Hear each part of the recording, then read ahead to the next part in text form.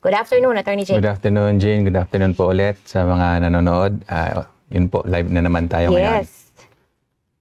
So, ngayon, ano ba pag-usapan natin? Yeah, so kakalabas nga lang nung immigration levels plan for 2026 to 2028. And I believe na-discuss mo yung mga ibang matters last week. So, yun po, gagawin natin magmula nung last week nga medyo magbibigay tayo ng konting update sa mga recent developments about immigration para yung mga sumusubaybay po sa atin medyo up to date din sila. We'll provide a little bit of insights din, ano ba yung opinion natin, saan ba to patutungo. Right. Ayun lang, konting update.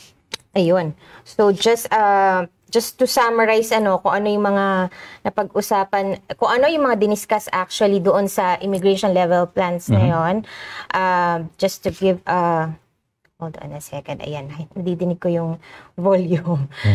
An insight, no? We have a summary of the topic today, so we can break it down.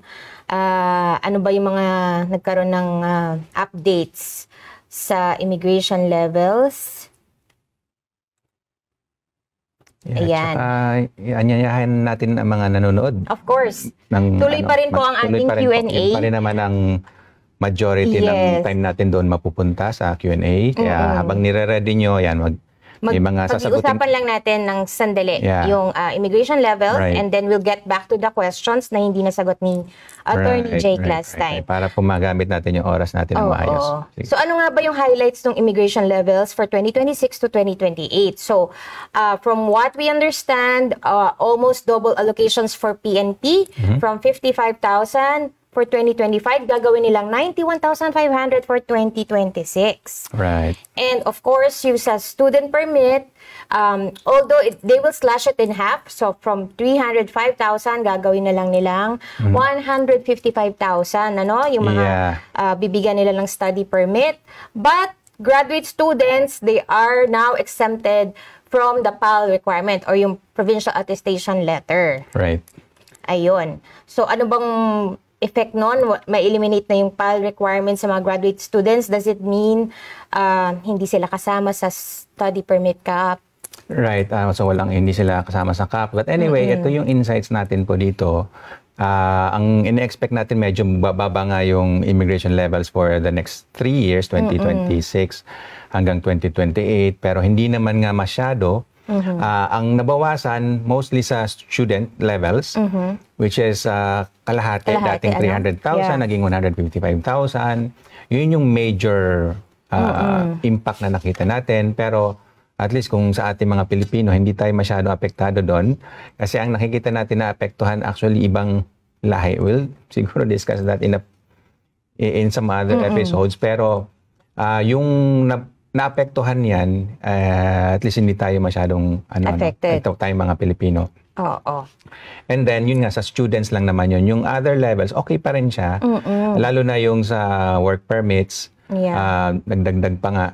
At saka may balita pa nga din na yung ibang workers na nandito na gagawing PR, so parang TR to PR.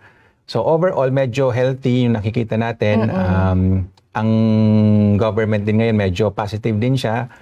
Marami nang ginawa din or ginagawa ang gobyerno ngayon para gumanda ang kalagayan natin for next year. And as I always say, kung maganda ang kalagayan ng Canada, yung mga tayo din nandito syempre, tsaka mga temporary residents kasama doon sa magba-benefit doon sa pag-improve ng economy ng Canada. Okay. And to add on to that, of course, continuously, ang Francophone pathways po ng Canada, they will keep on increasing every year.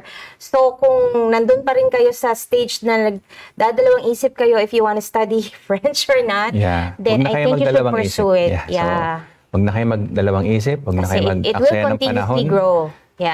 Kasi ang usually naririnig ko, sayang, dapat nun pa pala ako nag-aaral. There's no better time. Simulan nyo na ngayon, at least i-consider nyo na, sipatin nyo na. Kung ano ba katagal itong aaralin. Sa aking estimate around 2 years more or less. Can be more, can be less. Pero nasa sa inyo na yan. Depende rin sa anong paraan nyo siya aralin. Tsaka yung English nyo, wag natin kalimutan. Siyempre, karami, although marunong tayo mag-English, pero yung iba sa atin, nasa basic level lang or nasa medium level lang ang goal sana natin is lagyan natin sa high level. Yes, maximize the score. I-maximize natin yan. Yes. Okay. So, balikan po natin ngayon yung mga previous questions from the last time na nag-discuss si Attorney Jake last week. Ready na tayo?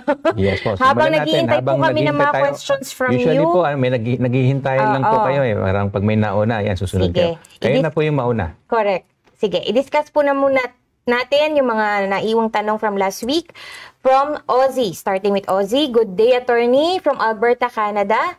Ask lang po kung anong dapat magandang gawin for requirements. May mga anak po akong nasa Pinas, kaka 18 years old lang. Gusto na pong pumunta dito sa Canada, pero 2018 nasali po sa application ko for permanent residence. Kaso lang po, hindi siya pumunta that time and now gusto na po niyang pumunta dito. Ano pong dapat gawin? Salamat po. So, Ozzy, salamat sa tanong. Sponsoran mo lang po siya. So, it seems to me na at that time nung nag-apply kayo, non-accompanying yung dependent nyo. So, at least kung na-declare nyo, okay naman. Ilan taon na po? Kaso 18 years old siya, di ba? Noong 2020. Noong 2018? Hold on. Hindi tayo sure. O 20... Hopefully, kaka-18 niya lang this ngayon. year. So, kung ganon, anyway, kung ganon ang sitwasyon, sponsoran nyo lang po siya, yun lang yung next step dyan. Correct. Pero ang advice ko nga po sana, I mean, yung mga magpi-PR pa lang ngayon, isama nyo na yung mga anak nyo, gawin nyo lang accompanying. Kasi para isang hirap na lang, isang gastos na lang, ganon din naman yon. Kung hindi pa kayo handa na nandito yung mga anak nyo or kung yung mismong mga anak nyo hindi pa sila handa pumunta dito sa Canada or manirahan dito, papuntahin nyo lang, patungtungin nyo lang para maging PR sila and then balik na lang sila sa Pilipinas kung gusto nyo, although I don't recommend that. Pero para nga po isang pagod na lang, isang application, para hindi katulad nito na mag-a-apply pa kayo ulit, another application. That is totally fine as well. Pero pwede pa rin naman nga. So at least pwede pa rin kung 18 years old. So 21 and below, pwede pa din. Through family sponsorship. Basta wala lang din asawa, hindi pa nag-asawa. Ayun. So yan nga. Kaya ano po, advice natin, general advice, kung meron po kayong mga anak sa Pilipinas, gawin nyo ng accompanying. Yes. Sama na, no? Isama nyo na sa application. Okay. So, habang nag-iintay tayo, ayan, meron na nagtanong. Ayan, buwan naman, JL Magalso. Salamat, JL. Sukay na din natin yata si JL. Attorney, ask ko lang po, nabigyan po ako PGWP Working Extension dahil na-help po ako ni employer ng LMIA while waiting po sa processing ng LMIA ko. Nabigyan po ako 1-year maintain status. Pwede ko po ba yung gamitin sa pag-apply to PR under RCIP? Okay, medyo maraming pwedeng i-discuss doon. Yung PGWP, although sabi mo working extension, hindi po siya na-extend, but yung maintained status, yes, kumbaga maintained status lang ang tawag natin doon. Not the PGWP itself, pero maintained status. Ibig sabihin din, naka-open work permit pa rin kayo, so that's good. May employer kayo ngayon na LMIA, okay, good. And then mag-apply nga kayo ng closed naman na work permit based on that LMIA. So everything good so far. And ang tanong nyo, pwede ba mag-apply ng PR? The maintained status. Pwede. So yung RCIP, ang general requirements lang naman yan is meron kayong job offer doon sa isang registered or eligible na employer doon sa community na yon. And then yung next step is yung recommendation mismo noong community. So yun yung medyo I would say mas mahirap yung makakuha ng recommendation from the community. Unang-una, iba-iba din ang mga criteria nila, no? So kailangan makialam dun sa community mismo ano ba yung mga requirements nila. Yeah. Pero ito yung generic lang din po. Usually gusto nila yung meron talagang intention na tumira dun sa community na yon. Indefinitely, kumbaga. Kasi yun ang gusto ng community, palaguin nga yung community, dumami yung tao. So, ang nire-recommend nila usually nga yung talagang may ties na doon at doon gustong manirahan. Ayun. So, anyway, doon sa mga question nga ni JL kanina, pwede ano lang naman yun. Kumbaga, experience yung sa PGWP mo, tsaka yung sa later on closed work permit. Pero ang tanong, saan ba yun? Saan ba yung trabaho mo noon? Kung doon sa community mismo, then lalong mas maganda. Yeah. Lalong mas maganda yon. Okay, maraming salamat JL for that question. Ito pa po, isang... Ayan, tinan niyo po, sunod-sunod na. Salamat JL. Salamat JL. Ayan, good afternoon po, Ma'am Jean, Attorney J. God bless from Javin Solomon. Maraming salamat, Javin. Salamat sa pagbati po. Okay. Na-appreciate din po namin. Kahit bati lang, kahit hindi tanong. Ito pa, isa nating regular. Wala nating nanonood sa atin, si Jason Gokong. Good morning, Attorney Jake and Miss Jean. Good morning, Jason. More than 3 years na po kami as TFW. Can you give us some insights about TR to PR pathway? Possible po ba na sa new budget at dun sa 33,000? Thank you po. Possible na possible po. So yun din ang kagandahan. Ano? Minsan may mga programs nga na bigla na lang sumusulpot. So katulad nitong TR to PR, dati meron ng ganyan noon sa panahon ng COVID nga. So ngayon din may panibagong bali-balita. In general kasi, ang gusto naman talaga ng gobyerno na yun nga padamihin ang populasyon ng Canada. At ang gusto nila yung madali ng ma-assimilate, ma-integrate. Maka-integrate sa community. So, ibig sabihin, may advantage kung matagal na kayo dito sa Canada at nagtatrabaho kayo, nagbabayad kayo. Yun exactly yung gusto ng Canada meron lang mga specific criteria for now, pero minsan nga, niluluwagan nila yon katulad nitong TR to PR. Minsan, basta lang may trabaho ka, okay na katulad nung nangyari dati. So, possible yon, meron na ring announcement. Hindi exactly sinabi lang TR to PR. Hindi ganun yung announcement. Wala pero pang specific ang sinasabi ng gobyerno, uunahin nila yung nandito na, which makes a lot of sense kasi kung pipili din lang naman ang gobyerno ng tagalabas o nandito na sa loob. Siyempre, mas maganda yung nandito na, nakapag-adjust na, alam na ang kalakaran dito sa Canada, medyo familiar na sa culture din ng Canada, etc. etc. Tsaka lalo na ngayon, may trabaho, everything good. So, yun po ang naririnig-rinig din natin. So, abangan lang po. Abangan lang po natin. So, minsan may mga ganon. Yun nga, yung sinasabi ko din lagi, yung pagiging PR, minsan hindi natin alam yung timing Pero darating at darating din siya. Huwag lang tayong magmadali din. Be patient. Pero at the same time, medyo active din tayo in the sense na may ginagawa tayo. Hindi lang naman yung naghihintay. So, dapat nagtatrabaho ka. Huwag mong hintayin na mawalan ka ng trabaho. Kung pawala na yung work permit mo, pawala na yung pa-expire na yung work permit mo, dihanap ka ng employer na may LMIA. So yun lagi, kumbaga tuloy-tuloy lang yon. Tsaka yung English po natin, napag-usapan natin kanina, tuloy-tuloy lang pag i-aaral, pag-i-improve, pati nga yung French, subukan nyo. So ganun po dapat yung strategy. Right. And to add on to what Attorney Jake has said, just make sure updated na yung mga requirements, yung basic requirements, so, mga diba? Evaluation po ng ninyo, ng education. Yes. Educational assessment, language proficiency. If may test na rin po kayo, huwag natin nang hula-hulaan. Huwag nyo nang magaling ako ng hintayin. English. Anong score mo? Yun lang kailangan natin malaman. Anong IELTS mo? Anong self-tip mo? Be prepared. So, ready yung mga police clearance nyo, check nyo na. Baka expired na and all. So, always ready. Yan din. Natutunan din natin yan noong COVID. Minsan nga, dun sa express entry, 75 points lang. Imagine that.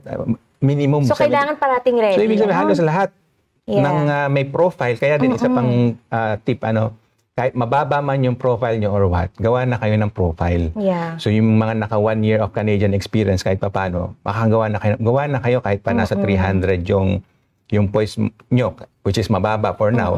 Well, hindi natin alam. Baka mamaya maganda ang gising ng gobyerno. Gumawa sila ng policy na, sige, lahat ng sabihin natin 300 and up na may profile sa experience. Sige, papasukin natin yan.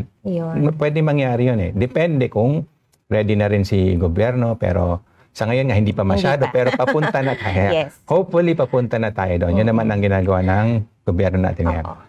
So, wala pong masama na mag-ready kayo, mag-prepare kayo. Always ready. Mabuti na yung may chance kahit konti. Wag lang yung zero chance. Kasi wala tayong profile, zero chance tayo. Okay, maraming salamat Jason for that question. Ayan, marami nang nagtatanong ngayon. Wait lang. Ayan, from Kirsty Galano, good morning from Victoria, BC. Hello, Kirsty. From Javin, eto na si Javin Salomon. Attorney, tanong ko lang po kung ako po ba nandito sa Canada and mag-a-apply ng visitor visa para sa partner ko. Tapos kapag inland na po siya, pwede na po ba siyang mag-apply as common law, for common law sponsorship? At need po ba mag-show money or bank statement? Salamat po. So, Javin, I assume Canadian ka or PR. I'm not sure kung nabanggit mo, pero yun ang assumption natin. Mag-invite ka ng partner. Tapos nga, yes, maganda yun na-invite mo siya. Definitely, para siyempre nandito na siya, magkasama kayo. And then pwede nyo siyang applyan ng common law. Kung naka 1 year na kayo na nagsasama, minsan, very case specific. Pero yun lang naman minimum requirements. Minsan, kahit hindi talaga kayo nagsama ng 1 year, pero na-establish nyo yung relationship nyo is a marriage-like, minsan napapagbigyan yun eh. So again, case-to-case basis, but there's a possibility. Yung show money naman, yes, kung kasi visitor visa, temporary resident, gustong malaman lagi ng gobyerno paano mo susuportahan yung sarili may mo. funds ka ba? So dapat may funds ka na sarili or merong nagsusupport nga sa'yo, merong, kunyari ikaw na nag-invite, papakita mo yung funds mo, paano mo masusuportahan yung in-invite mo. So yes po, kailangan Kaya ng niyo bang mag-travel talaga? Ayun, Yes yung gusto po. nilang malaman. Okay, maraming salamat, Javin, for that question. Ayan, si Joanne Christine. Hi, Christine. Good morning from Calgary. Good morning Lagi daw siya from nanonood Calgary. sa atin. Ay, So, salamat hi, po. Christine. Dito po hapon na sa Ontario, pero salamat sa at least pinapaalam niyo pagbati. kung sa pagbate tsaka sa pagpaalam sa amin kung nasan kayo. Pamangkin ni Neri. Oh. Okay, Annalisa. I'm on spousal work permit and currently working as a personal support worker. Is there any pathway for me to apply for permanent residency? Ano po ulit? Spousal open work permit si Annalisa, and she's working as a personal support worker. She wants to know if there's any pathway to apply for permanent. Yeah, yung sa personal support worker, may permanent residency pathway dyan. Yun nga yung nag-open ng last March and we anticipate itong coming March. Baka lang din meron. Hindi wala pang announcement. Wala pang pero announcement. At least noon na may announcement na next March mag-open ulit. For now nga, wala pa tayong balita. Kasi wala pang AOR yung mga nag-apply last nag-apply March. Nung March kasi wala pa rin tayong balita kung anong nangyari na doon. Pero hopefully, at least pare-pareho tayong wala na talaga. So we're all in the same situation. Pero yun po yung pinaka-pathway ng PSW. Dating caregiver pathway, nagbago-bago, HCCP, ngayon HSWI, etc. So may pathway pa din naman. Okay, maraming salamat, Annalisa, for that question. From Bo Bernadette. Good morning from Tofino, British Columbia. Good morning, Bernadette. Miss Bernadette. I think kilala natin si Miss Bernadette. Nag-reach out siya sa atin. Maraming salamat for watching. Tofino. Parang maganda doon sa Tofino eh. Parang British Columbia, no? pasyalan din talaga siya. Okay, from JL Magalso. Thank you, attorney, sa sagot po. Lagi po ako nakaabang sa live nyo. Maraming salamat, JL. At maraming salamat sa simula. Tignan mo, marami na sumunod. Sa pagiging matapang magtanong. Okay, from Monina Villanueva. Hi po, question po, good morning. Ano po ba the best time para po mag-apply ng maintained status? Like how many days before expiration ng work permit? Because some consultant, 1 day before expiration. Magandang tanong yan. Pag-usapan natin ng konti. So, ang pinaka-technical, basta valid pa. Yung current na status mo or work permit. Tapos nag-submit ka, magkaka-maintain status ka. Pero ang ang recommended ng IRCC mismo, mga siguro 30 days or even more, mag-apply ka. Ideally, parang gano'n. Pero nga, technically, kahit 1 day, pwede yun. Pero, depende na sa inyo kung medyo parang risk taker kayo, gagawin nyo, paano kung nagkaroon ng problema na hindi nyo na-anticipate, tapos hindi ka nakapag-submit, di mawawalan ka ng status. So, kaya hindi rin natin masabing advisable yung ganon, na parang last minute or last day, 1 day before, tsaka kayo mag-a-apply. Siguro a few days or a few weeks. Again, depende nga rin sa sitwasyon. Gaano ba kalakas loob nyo na walang mangyayaring problema. Pero again, technically, basta may status pa kayo, nag-apply kayo ng panibago, ng extension, yun ang maintained status. Ayun. Okay, maraming salamat, Monina, for that question. We're moving on to MJ Tolosa. Good afternoon po. Dito sa Quebec, madami nang naka-implied status. Ano po pwedeng gawin kung sakaling gawin if ma-refuse po ang renewal at gusto pang mag-stay? Yan, so sa totoo lang po, napakarami nating ganyan mga kababayan na nag-reach out na sa atin. Na ganyan ang sitwasyon. Hindi natin may iwasan, yun talaga yung natin ngayon, panahon natin ngayon. Pero yun po, as much as possible, maintain nyo yung status nyo nga po, and kung hindi nyo man kayang i-maintain yung pagiging worker nyo, i-convert nyo into at least man lang visitor. Para makapag-stay kayo or, one other option is umuwi muna or lumabas muna ng Canada. Whether you do it or not, kayo na po yung mag-evaluate is your decision. Kasi alam natin, magastos umuwi sa Pilipinas. Pero at least yung cost of living mo, mababa din. You have time to reconnect then with your family and friends back home. Kasi minsan nga, pagka nandito ka na, minsan tuloy-tuloy na. Lalo pag nag-PR ka na, di ba? Trabaho na tayo, ganyan. So, minsan, parang strategic din to retreat, parang gano'n na atras muna tayo ng konti, gawin natin yung mga hindi natin nagagawa noon. Kasi later on, pwede naman bumalik yun muna, no? Kahit napauwi tayo sa Pilipinas or lumabas ang Canada, hindi naman yung katapusan Pwede kayong bumalik. Yes. And ang importante din, nabuo mo na rin yung network mo dito sa Canada. Ang importante nga yung trabaho, di ba, yung mga employers, dapat marami kang kilalang mga potential employers or at least may mga kaibigan ka or kamag-anak na pwedeng mag-recommend sa'yo. Sila yung maghanap para sa'yo. Pag wala ka dito sa Canada, sila yung maghanap ng trabaho para sa'yo. Para pagbalik mo dito, meron ka ng referral. So, yun po. Mahirap kasi sagutin na yun paano gagawin. Kasi kailangan nyo talaga ng employer na may LMIA. And sa ngayon nga, napakahirap maghanap nun. Kasi yung mga employer din, takot din sila sa totoo lang. Hindi naman sa ayaw nila kayong i-hire or what. It's more on natatakot din sila sa sitwasyon natin. Maraming uncertainties pa. And marami ring restrictions ang LMIA ngayon. Kasi nga, yung restriction sa LMIA, yun ay bunga din ng, kasi nga mataas yung unemployment. And mataas ang unemployment kasi nga yung mga employer ayaw nga mag-hire. So kabit-kabit siya. And yung mga employer naman, bakit ayaw nila mag-hire? Kasi nga din, yung tariff ni Trump, hindi natin alam pa. Sa totoo lang, madalas natin naririnig yan. I don't know kung sinusundan niyo siya. Pero yun talaga yung totoong istorya dyan. Unpredictable. Very unpredictable. Yun yung totoong istorya dyan. Hindi natin alam saan ba tayo patutungo niyan. Pero nga may konting silver lining, sabihin natin ganon. A few weeks ago nga, binaba na yung Bank of Canada interest rate. Ang ibig sabihin lang nun, yung mga employer nga mas nabibigyan silang incentive na mamuhunan. Pero para sa ibang employer, hindi pa enough. Pero just to give you an idea, nag-start yung interest rate around 5% noong like 2024. Pero ngayon nasa 2.25% na lang. So less than half. Napakalaking ibinaba na po nun. Pero ang sabi ng Bank of Canada, hanggang doon na lang muna. Hindi na tayo magbababa pa, hanggang doon na lang muna. So para bang, for many employers, hindi pa rin yun enough. Kaya sa mga susunod na buwan, medyo antabayanan natin ano ba yung mangyayari pa. Pero for now, hindi pa rin ganun kaganda ang prediction for now. Pero let's wait and see. Yes. Okay. Maraming salamat sa iyong katanungan, MJ. So, parati lang tayo kailangan always be prepared at hindi natin alam kung anong pathways ang mag-open. Tsaka yun nga din, dahil sa ganyang sitwasyon, kaya namin din gustong magbalita sa inyo almost every week para masubaybayan nga po natin ang mga nangyayari para mabigyan din kayo ng tamang gabay. Ano ba ang magiging desisyon nyo?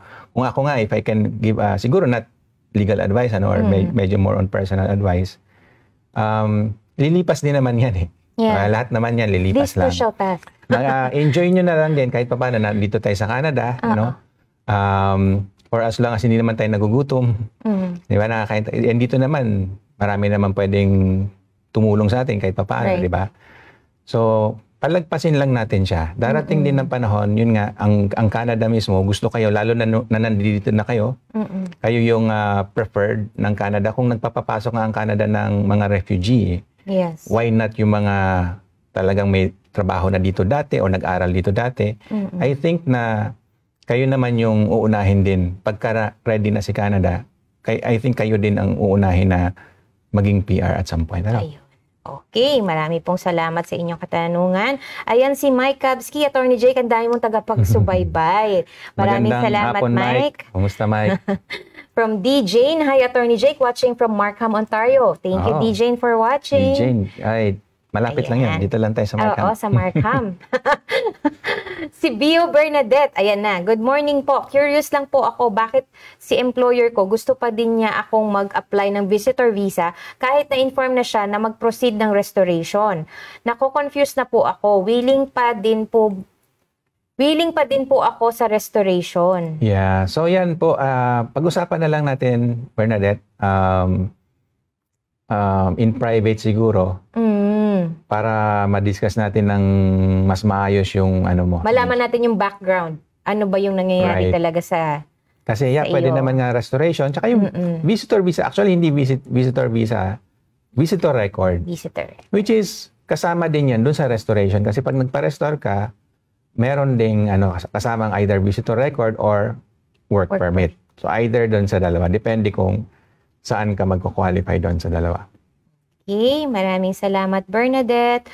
From Angeline Bravo, Ampongan. Hello attorney, pwede po ba mag-apply ng PR for CSC pathway kahit hindi pa nakakakuha ng 1 year? Tier 2 experience. Kung maka 1 year po ba, pwede na ma-update sa profile? Yes, allowed po ba ito? Kabado yes, po kasi ako sa changes next year. So yes po, 1 year po yung minimum pag sa CEC and tier 3 or up. So tier 2, definitely pasok yon kasi nga yung numbering nito, yung mas mababa is actually yun yung mas mataas, ano? So tier 2 is higher than 3 actually. So tier 3 or up, counted yan sa CEC pero minimum pa rin po 1 year. So hindi po nila kayo bibigyan ng score kung hindi kayo nakaka 1 year. Or hindi kayo makaka-create ng profile mismo. Hindi kayo makapag-create. Unless na-qualify kayo sa ibang pathways, yung foreign skilled or federal skilled worker, tsaka trades. Yung tatlo yan CEC, FSW trades. Pero mas common nga yung CEC. Okay, maraming salamat Angeline. Ayan si Mike. Attorney, ang one student ba allowed to work full-time aside sa co-op when classes are not in session or when transitioning to a new study or PGWP? So tama yan, Mike. Pag walang session, walang limit, hanggang yun nga, may limit siya. Ngayon, 24 hours a week. Yes. Okay, maraming salamat, Na-miss Mike. ba tayo kay Mike when transitioning to a new study? Or PGWP. So yung transition, panibagong, may bagong study permit or mag-apply na ng PGWP. So yung depende kasi yan. Pag natapos mo na kasi yung course mo, o tsaka na-issue na yung kung kompleto na lahat, kung tutuusin, yung study permit mo, wala na yung visa eh. Kasi kung tapos na yung purpose ng study permit din, kahit na meron pa siyang time. Kung matagal pa yung expiry na nakalagay doon sa study permit. Pero pag nakompleto na kasi yung program, tapos, yun na, nagamit na siya. So dapat noon mag-apply ka na ng PGWP agad-agad para at least ma-minimize yung gap. Pero to answer the question din, yun nga, pwedeng full-time pagka walang pasok or walang klase. And pag meron naman, limited lang tayo sa 24 hours. Hey Mike, maraming salamat for that question. From Maricel Garado, Bajar, Turani. Good morning po. My PGWP will expire this December. Just submitted expression of interest for OINP, job offer for foreign worker skill last month. Hindi pa nai-invite. Ano po kaya pwedeng gawin ni employer para ma-extend work permit ko? Job offer, salary rate is 20 CAD per hour lang sa Etobicoke as pharmacy assistant. Pwede ba yung rate na yon to apply for LMIA? May nabasa kasi ako na pwede mag-apply ang healthcare kahit low wage. Thank you. So check nyo po yung NOC mismo. Doon po, yun po ang tinitingnan natin, yung NOC, kung nasa exemption siya nung current policy about low wage sa LMI. Kasi pag ang policy ngayon po, pagka nasa city kayo na mataas ang unemployment rate at low wage meaning around $36 pababa. I'm not sure if yun pa rin, pero last na tinignan ko a few months ago, $36 per hour or less, low wage yun. And kung yun ang offer at saka nasa yung pagtatrabahuhan yun, nasa lugar na mataas ang unemployment rate, hindi ipaprocess yung LMIA. Unless na nasa exemption nga. So, tingnan nyo po kung exempted ba yung particular NOC ninyo. Yung NOC ang tinitingnan natin dyan, yung NOC code. Just to give you an idea, ito lang yung alam ko na yung caregiver, exempted siya kung live-in. So, yun po yung alam natin. So, I'm not sure dun sa healthcare kung anong mga NOC codes yung applicable na exempted dun sa low wage nga po sa LMIA. Okay, maraming salamat Marisa for that question. Balbakwa Good noon po, attorney from Tillsonburg, Ontario. Hello, Balba. Kwa. Saan po yung Tillsonburg? Tillsonburg, ayan. Yan, at least marami tayong nalalaman na mga lugar. Sana nga bisita na. Yun lang, ang dami palang mga towns eh. Oo. Small towns or mga slightly bigger towns sa buong Ontario na hindi pa nga natin na-explore. So I'm just imagining, maganda rin siguro doon dahil nga nature, di ba, ang Canada. Maraming magagandang lugar. Oo. From Ella Joy, good afternoon po, Attorney Jake. Currently working here in Montreal as a nanny. Is it possible po ba makapag-apply ng PR next year habang naghahanap po ng employer outside Quebec? Valid pa po yung work permit ko until November 2026. Okay. Thank you po. So PR is mostly kung ano ka nanny, dun nga sa HSWIP na mag-o-open sa March 20. Hopefully. At least wala pang ang bagong balita pero nung last announcement nila is mag-open naman nga daw. So yun po yung parang pinaka-pathway nyo. Other pathways for now, wala pa. So kumbaga try and try lang din kasi nga sa dami nang nag-a-apply under this program, isa lang po yung natatanggap out of 10. So medyo maliit na percentage lang yon. Pero yun po, bukas pa rin sa inyo yung mga French category, di ba? Yan nga, lagi natin binibida yon. Open po yun sa inyo if you're just willing. So why not consider that? Yeah, and maghanap na po kayo ng employer outside. Sa Quebec kayo nakatira. Pero gusto niyo maghanap ng employer outside Quebec. Outside Quebec. So pero yes, pwede na po kayong maghanap ng employer. Mag-aral na kayo ng French. Huwag nang mag-aksaya ng panahon, huwag na mag-dalawang isip. Ang isipin nyo na lang is nga, paano kayo mag-aaral. Pero yung whether mag-aaral kayo or not, mag-aaral na kayo. Simulan nyo na yun. Huwag nang sayangin yung panahon. Okay, maraming salamat, Ella, for that question. From Edang Rosete, good afternoon po, attorney. While waiting po sa recommendation ng RCIP po, okay lang po ba mag-apply ng visitor record? Kasi po natapos na yung 90 days restoration niya. Pwede naman. Yun nga lang, medyo pag lumagpas na kasi sa restoration period, mas mahirap na po mag-apply ng kahit visitor record. But again, case-to-case basis. The thing is kasi sa immigration, yung mga application na yan, discretionary pa rin sa officer. So even if lagpas na ng 90 days, kung gusto ng officer na pagbigyan kayo, why not? Nasa sa kanila yun eh. Power nila yun eh. It's just that, as per rule nga din mismo nila, dapat yung restoration yung within 90 days. Yun nga. Kung gumawa sila ng rule para hopefully sundin nga natin, mas madali kayong mapagbigyan kahit papaano. Hindi pa rin guaranteed kasi again, discretionary siya. Pero kung meron naman kayong mga dahilan na pwedeng ilagay na bakit na, kumbaga, napabayaan, nawala yung status, tapos even within the 90 days, hindi pa rin nakapag-apply, kung tatanggapin siya ng officer, kahit papaano pwede kayong mapagbigyan. I mean, depending nga sa officer. But the chances. Pero, yung chances mababa din. Bumababa siya. Pero ang tanong kasi, pwede pa rin ba sa RCIP? Pwede pa din. Depende sa community yon. Ang gusto naman nga kasi nga malaman ng RCIP, pag kayo ba ay naging PR, na-recommend kayo at naging PR kayo, dun ba kayo titira sa community na yon? Hindi naman yung ngayon mismo eh. Hindi, kung may status ba kayo, hindi naman yun eh.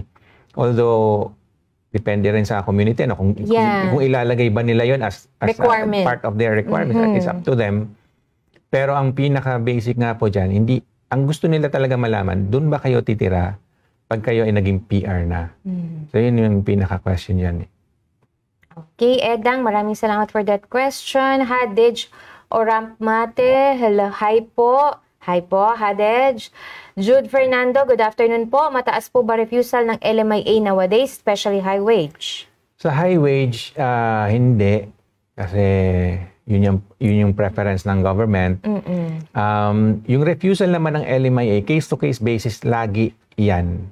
So, kasi mag-a-advertise kayo po, di ba? And then maghintay ng merong mag-a-apply na PR, especially or citizen. Hindi natin malalaman yun eh, hanggat hindi nyo i-try. So, ang nare-refuse is, kung marami naman pala nag-apply na PR, tapos citizen, tapos hindi hinar ng employer nyo, ay mare-refuse yun. Kasi ang gusto ng officer is, bigyan ng priority mga PR at citizen. only in those cases na wala talaga nag-apply, or kung may nag-apply man, for some reason, hindi sila nagkasundo ng employer for some valid reason, like yung sa sweldo, hindi sila nagkaintindihan or hindi sila nagkasundo, or sa schedule ng trabaho, anything na valid naman. Kung walang nakuha ang PR or citizen, pwedeng mag-grant yung LMIA. Pero nga, hindi natin masabi kung mataas o mababa yung kasi case-to-case basis lagi yan eh. Okay, Jude, thank you for that question. Bia Bernadette, nagpapasalamat. Thank you po. Thank you, Bernadette. Salamat po, Bernadette. Reach out na lang po kayo sa amin. From RV Briones, good afternoon po sa inyo. More power to you both, watching from Toronto. Salamat, thank you, RV. Kasamahan natin sa Toronto. From Maribel Calventas, Laguatan, hello po. Pag under restoration po, then di po umabot LMIA within restoration period, pwede pa din ba LMIA under visitor? So, ang parang ang tanong is, pwede ba ma-convert into work permit na may LMIA even if visitor na? Yes, pwede pa rin. Pero ang policy is lalabas muna kayo ng Canada. Pag naka-visitor. Once na naging visitor na kayo, kailangan nyo nang lumabas. Unless na kasama kayo sa mga exemptions. Halimbawa, may asawa kayo na naka-work permit. So, depende po sa sitwasyon. But, visitor to worker, pwede. Yun nga lang, baka kailangan nyo po lumabas ng Canada. Yeah. Okay, Maribel, thank you. Mike Kabski, attorney, yun lang ang mga parameters na pwede sila mag-work full-time. I think sa student, Yeah, pagka walang klase, kumbaga naka-break. And kunyari, tapos na nga kumbaga yung klase tapos na, pero pina-finalize pa yung grades, di ba? Hindi pa na-issue yung certificate, pwede yun. And then, yun lang yung naisip ko na pwede mag-work ng full-time. Kung gusto mag-work ng full-time, i-require na kayo ng Canada na mag-apply ng work permit. Ganun na siya. Yeah. Pero as a student, yun lang po yung parameters. Okay, maraming salamat, Mike. Dessa Garcia Hoylar. Hello po, ma'am and attorney. Good morning. May tanong lang po ako. Visitor po ako. Mayroon po bang... Mayroon po bang short-term course na pwede mag-enroll? Ano po yun? May online po ba? Marami po yan. Ayun. Kayo na po maghanap. Online, doon kayo mag-search. Minsan nga sa mga community centers, naalala ko lang nung bago-bago pa tayo dito sa sa Canada, may mga courses sa mga community centers eh. Yeah. For PR and citizen, alam ko libre yon. I'm not sure sa mga visitor or mga temporary resident. Kung meron man, baka maliit lang na fee. Pero pwede kayo magtanong doon. Kung 6 months or less yung program, usually hindi na nga kailangan ng study permit. But if you can apply, yun nga, we recommend na mag-apply kayo ng study permit. Yun yung best practice para wala kayong maging problem. Pero kung yun nga, very short course at saka especially online course, that's fine. Kasi pwede online, you can do that anywhere naman eh. Yeah. Okay, thank you for that question, Dessa. Moving on to Norafiel Palmero Gultiano. Good afternoon po, attorney. Pwede po ba ako magpa-process sa inyo sa March 31, 2026 caregiver pathway? Working as home support worker now in my employer. Thank you. Pwede naman po yan. Reach out lang po kayo sa amin. Nandiyan po yung contact information namin sa screen. Hindi lang po natin sure paano kung mag-open nga sila. Wala pa tayong balita. Pero from the last time that we know is mag-open naman daw. Yes. Wala pa lang silang follow-up or update with regards to that. Okay, so you can get in touch with us. Our contact details are there in the screen. JCA Law Office. So you can call us at 1-855-522-5290 or reach out to us via our website, filipinolowyer.ca. Mag-send po kayo ng message and somebody will get back to you. Facebook page. Or sa Facebook page. Yes, pwede rin po kayo mag-message directly, okay? So just to let you know, may AI agent po kami sasagot. Yes. Yung mga basic question kasi kaya niya sagutin yon. Tsaka mas mabilis po siya kasing sumagot kaysa sa totoong tao. Kasi sa totoo lang po yan, we're in the age of AI now eh. Yeah. Pero meron pa rin po nagmo-monitor yan. So don't worry kasi may naka-monitor pa rin sa Facebook page natin. So kung talagang kailangan or urgent yung matter, someone will reach out to you. A real person will get in touch with you. Okay, thank you very much. Jivin Solomon, maraming salamat, attorney, sa sagot. Marifel, hello po, ask ko lang po ako, pwede ko po ba ma-sponsoran mga minor ko, pamangkin? inabandona na sila ng ina nila and yung father nila nasa jail right now? Magandang tanong ito, pero ito po yung sagot natin dyan. Hindi po kung inabandon lang, tsaka may mother at father pa naman. It's just abandon nga lang, ano. So, hindi po siya yung criteria na gusto ng government. Ang gusto ng government is yung uli lang lubos. Yes. Both parents, wala na talaga. Kumbaga, sumakabilang buhay na, kailangan po ng death certificate. Yun, pwede pa. So, pwede pa. Pero kung yan nga inabandon lang or hindi lang alam kung nasaan yung magulang, pero wala namang death certificate, kumbaga, hindi lang natin alam kung nasaan, hindi po pwede yun. Or kung nasa jail. Tsaka dapat po both of them is wala na. Kumbaga sumakabilang buhay na. Orphan na talaga. Uli lang lubos. Yung mga bata. Yung bata. Okay, Maria, maraming salamat. Si Mike, thank you, attorney. You're the best among the rest. The best ka rin, Mike. Thank you, Mike. From Edang Rosete, follow-up question po, attorney. Okay lang po ba na magstay ng Canada while waiting ng visitor record? Yeah. Yes. Usually, yeah. Opo, so pwede habang naman nag-apply tayo ng visitor record, especially kung naka-maintain, ano? Tapos, pero kung hindi, yung within restoration period, pwede pa naman. Yeah.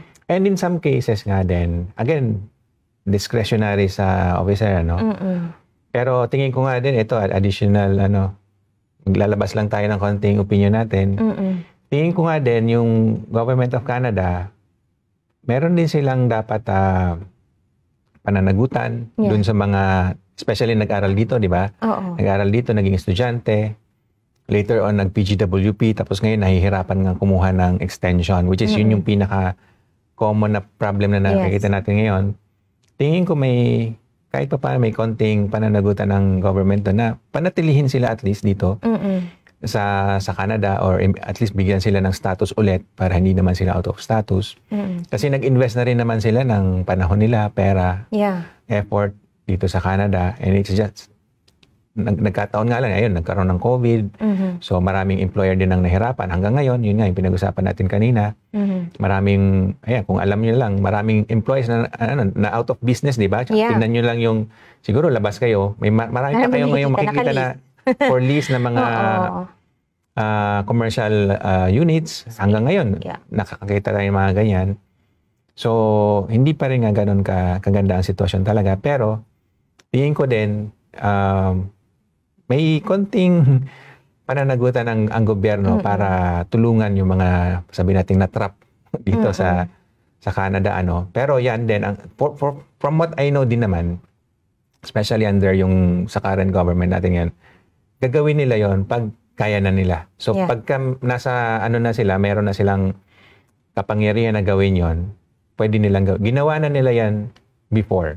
Kaya din, yun nga, merong pag-asa eh. Kailangan lang natin, siguro, manalig, kumapit, kahit papaano. For now, enjoy lang natin kahit papaano. Dito tayo sa Canada, yun nga. Gawin na natin yung mga hindi natin nagagawa pagka tayo ay busy at may maraming trabaho. Pero darating din yung time na yun eh, na pag naayos na yung status natin, naging PR na, yung trabaho niyan, tuloy-tuloy na eh.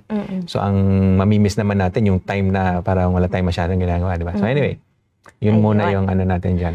Okay, maraming salamat, Edang. From Jimson Eugenio, hello, attorney, good morning. Kakasabit lang, may chance pa bang 65 points expression of interest score sa AAIP, Alberta Opportunity Stream, kahit Tier 5, cashier, NOC 65-100. Possible kaya makakuha ng ITA this year or next year para makakuha ng PR? Lalo pa tapos na next year, November 2026 ang work permit ko. So, windang tayo dyan sa Alberta. Hindi pa natin kabisado masyado. We're on it. Inaaral din namin yan unti-unti.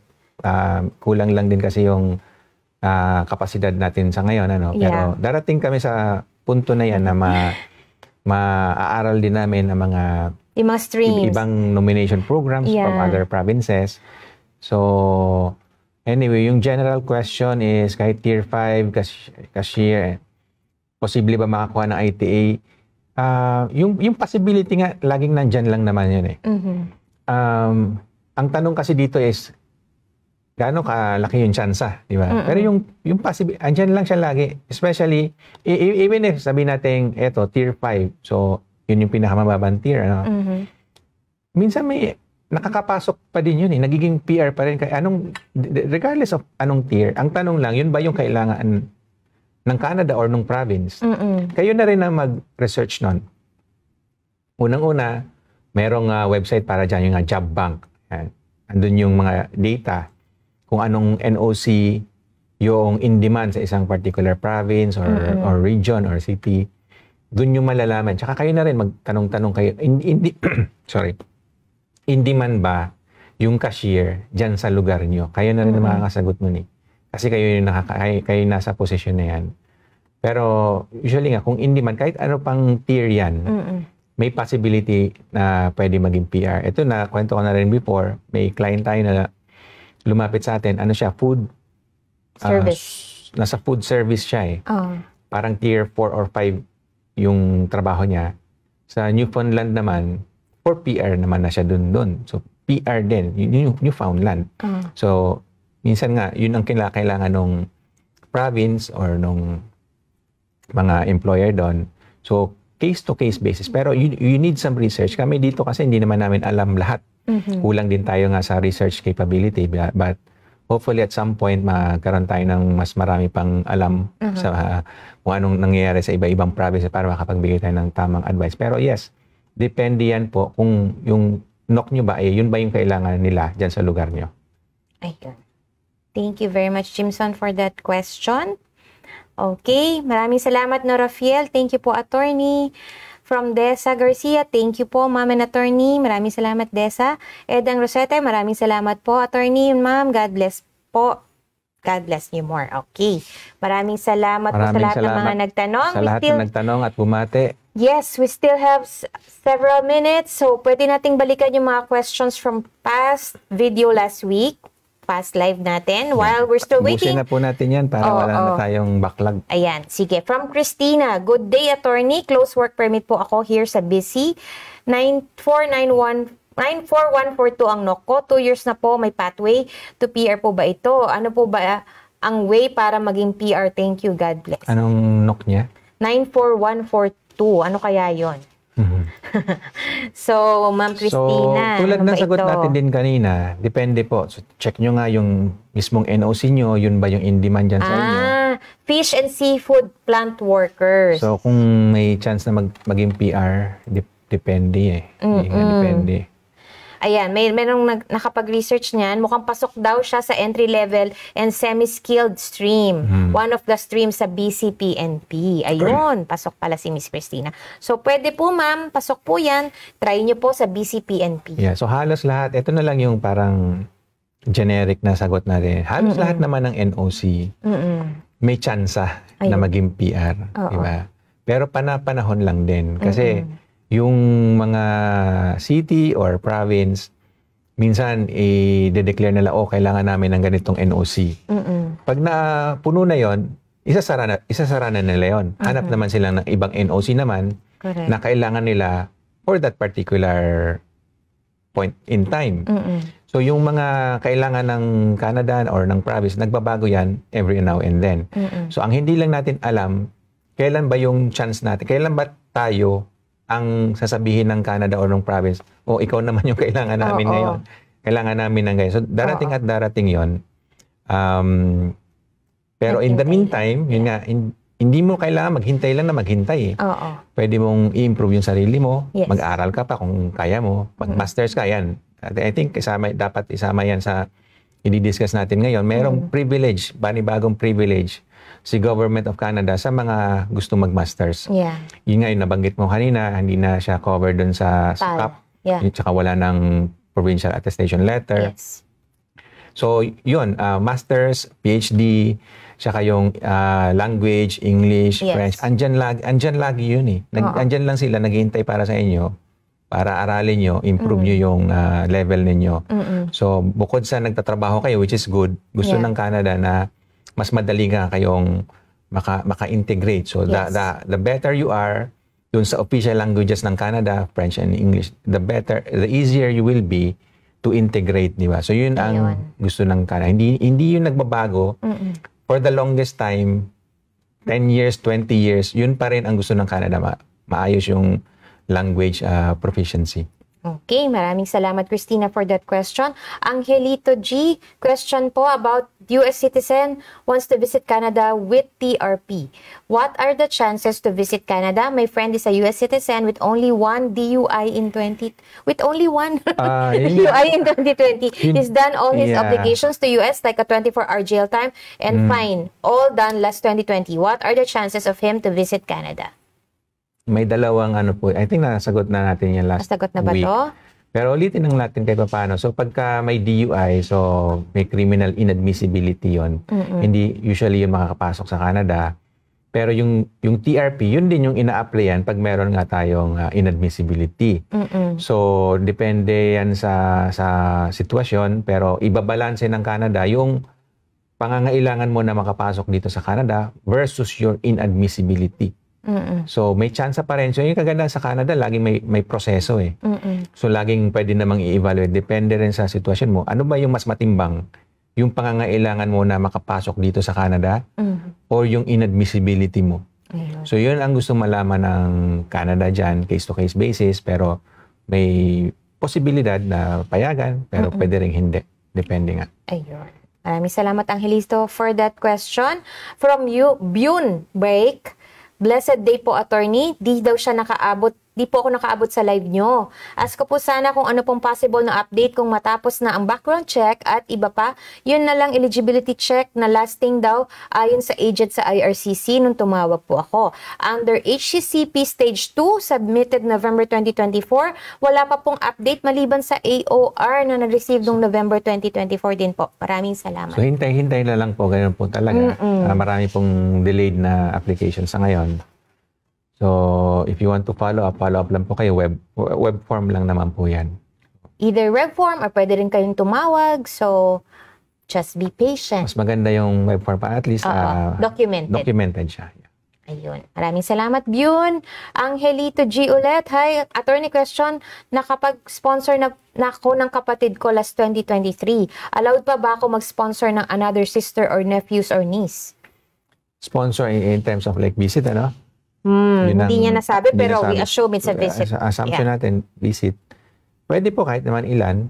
Ang tanong nga lang din, kaya nyo ba silang suportahan pag nandito sila? So, depende yun dun sa application nyo. So, short answer, yes. Yeah. Pwedeng sponsoran pa rin yung, kahit nakapag-sponsor na kayo before. Yeah. As long as you have the fund. Okay, Sweets S, attorney, if ever po mag-approve ang open work permit under common law sponsorship, is it true po ba na not allowed to healthcare? Bali, hindi po sila nag-request ng medical kasi valid pa po ang medical dati 2 years ago. Medyo kabado po ako, baka mamaya ay restricted po sa healthcare. So, yun po, usually yung mga restriction sa healthcare na na work permit, may issue yung yung medical. So you just have to resolve that. Baka kailangan nyo lang ulit mag-medical or completuhin yung medical ninyo. So ayun. Yun lang po. Kailangan nyo lang malamang magpa-medical ulit. Baka hindi na valid yung una yung medical or may kulang doon sa medical exam ninyo. And always, we always advise clients na kasi ngayon, di ba, kailangan na ng upfront medical pag nag-a-apply ka ng work permit or study permit. So, do the initiation at mag-apply na po kayo ng upfront medical. Right. Okay. Eto pa. Okay. So, meron si Glizan Hikana. Mabuhay po kayo, ma'am and sir. Ingat always. Sana po lagi kayong healthy. Wala po akong tanong for today. Maraming salamat. Maraming salamat, Glizan, for wishing us Thank you for the good kind health. words. Ayan. Sige, kung wala na po kayong tanong, marami pa kaming mga tanong dito na kailangan ding sagutin. We will move on to the other questions. From May, I'm on a closed permit but implied status po. Still waiting for RRCC decision because LMIA is still in process. May nag-offer ng job offer with LMIA. Location is Thunder Bay. Pwede po ba ako mag-change ng employer job? Ano pong magiging cons and pros ng application? Thank you po. Pwede po. Pwede mag-transfer. So, ang kagandahan sa inyo, yan, may LMIA kayo. Yun lang naman ang kailangan doon. Still in process. Walang ako nakikitang cons. So, pwede. Nasa sa inyo na lang kung magta-transfer ba kayo or not. Sa Ang kagandahan Thunder din sa Thunder Bay, kasama siya doon sa 5 na rural communities. Ano? So yung sa pwede rin, RCIP. ano? Yeah, so explore nyo yon. Tingnan nyo kung may employer ba doon na pwede kayong bigyan ng job offer para doon sa RCIP program. At tingnan nyo na rin yung process doon sa RCIP. Ano yung mga criteria nila for recommendation. So, go for it. Ayun. Maraming salamat, May, for that question. From Julia, good afternoon po, JCA Law. Inquire ko lang po sana, kapag po ba naka-receive na ng AOR ang sponsor, pwede na mag-apply ng spousal open work permit o mag-wait pa ng eligibility letter. I'm on a visitor visa. Thank you po. Yeah, kung naka-visitor visa, ibig sabihin may status siya. So, AOR lang po yung kailangan doon. Pag walang status, eligibility yung kailangan doon. So, mas kumbaga mas mahaba yung kailangan yung hintayin pagka walang status. Pero ang kagandahan nun, pwede pa rin. So imagine that. Yeah. Kahit walang status, pwede pa rin mabigyan ng work permit. Yun nga lang, eligibility yung hintayin natin. Ayun. Okay, Julia, maraming salamat. We still have 3 minutes. Kung gusto nyo pang magtanong, pwede pa rin po kayong mag-send ng questions nyo. And while we are waiting, let's move on to KKT. Yeah, abusin na po natin para wala na tayong backlog sa offline sa mga questions. Isa po akong Canadian citizen na nag-aaral at nagtatrabaho. Gusto ko po sanang sponsor ang aking asawa na ang papel ngayon ay PGWP at nagtatrabaho at may anak po siya sa dati niyang girlfriend. Pero ang anak niya ay ipinanganak dito sa Canada at citizen po. Pero ang anak niya po ay nakatira sa kanyang mother and my husband pays for the monthly child support. In this case, do I need to sponsor his child and show income? Maraming salamat. Hindi na po kasi hindi mo siya i-sponsoran kasi Canadian naman na siya. As you mentioned, dito siya pinanganak. So hindi po siya kasama. Hindi niyo siya kailangan i-sponsoran. Yun lang pong asawa niyo, no? Yes po. Okay, maraming salamat KK for that question. Ayan, meron pa tayong isa. May pahabol, isa. Ayan, Zizia Pate. Hi, attorney. Kamusta po kayo? I'm currently working here in Montreal, Quebec as an elderly caregiver. Balak ko po sana mag-apply ng PR. Pwede po ba yung magiging job offer ko outside Quebec, like Ottawa, is under child caregiver? Please help po. Salamat po. Balak ko mag-apply ng PR. Yes. So, yun po ba yung sa March? Next year? Maybe. Pwede po ba yung magiging job offer niya? Oo. Outside Quebec? A job offer outside Quebec? Like Ottawa? Doon nga, actually, ang kailangan dyan, hindi naman yung job offer mismo. Yung experience nyo, 6 months of experience, training, yun po kailangan yung... din ng job offer. Sa HCWIP. Okay. And then, mostly nga, all over Canada yon. So, pwedeng outside of Quebec. Yung Quebec, meron silang special rules as you know. Medyo hindi pa nga namin kami po by the way, marami po kami nakukuha mga clients or mga nag-inquire from Quebec. Medyo dumadami, pansin ko lang. So, kino-consider po namin, just to let you know, na mag-apply ng permit. Kasi even us, hindi kami pwedeng basta-basta lang practice sa Quebec without that special permission from Quebec. And one of the requirements din nila is yung French language, kaya yan. Sabay-sabay po tayo mag-aaral ng French. Sabay-sabay po tayo. Hopefully by next year nga din, ma-meet ko yung qualification nila. Yung requirement kasi nila, as you know, nasa high level kasi siyempre pagka lawyer, di ba, yun ang expectation nila, medyo mataas yung proficiency. So yan po. Sabay-sabay po tayo. So, tinan nyo, damay-damay tayo dito sa nosebleed sa French. Oo, kailangan po everyday yung practice ni Duolingo. Yan. Okay, maraming salamat, Zia, for that question. From Maria Fel, follow-up question lang po. What if i-adapt ko yung mga bata? Pwede po ba ma-sponsoran mga bata? Salamat po. Siya yung kanina na may pamangkin na inabandon. Okay, magandang tanong yan, Marie.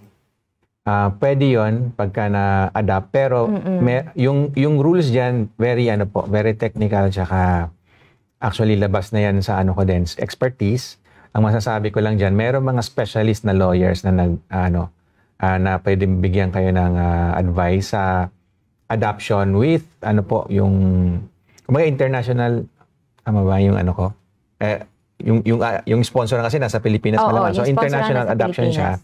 At saka kasi, kasama yan sa yung sa immigration part ba. Kasi, hindi pwedeng i-ano nyo lang, i-adapt. So, kahit pa meron kayong court order na or kahit yung PSA record na bago na doon sa Pilipinas, kung hindi siya dumaan sa tamang proseso, hindi nyo siya may sponsor. So, yun yung problem doon. So, dapat, from the very beginning, tama yung process na dinaanan nyo dun sa pag-a-adapt para maisama nyo sila dito or masponsoran nyo sila papunta dito sa Canada. So yun nga, dito sa Ontario, alam ko ang pangalan is Cornerstone Agency. Sila yung parang dapat lapitan para sa mga ganyang sitwasyon, international adoption. I don't know about other provinces, pero yun po yun. You have to start with them. Sila po yung makapagbigay sa inyo ng tamang advice. Okay, we've reached 2 p.m. pero sige, tapusin po natin itong mga iba pang nag-follow up ng question. Konti na lang. Yeah, oo. Follow up na lang naman to. From Maribel Calventas, Laguatan. Ma'am, follow up question po. Pwedeng manatili as visitor while waiting po for LMIA? Pwede. Pwede yan.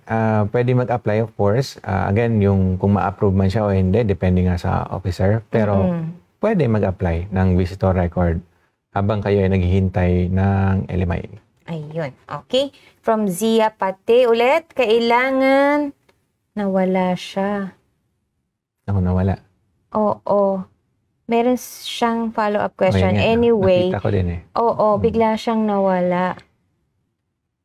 Anyway. Sige po, marami pong salamat sa lahat po ng mga nagtanong today. And samahan niyo po kami ulit next week, Wednesday, for another live episode of Immigration at Iba Pa. At saka mga updates po, weekly updates. We'll give you some updates para at least alam natin yung pinaka-recent developments regarding immigration. Okay, thank you very much and have a good day po.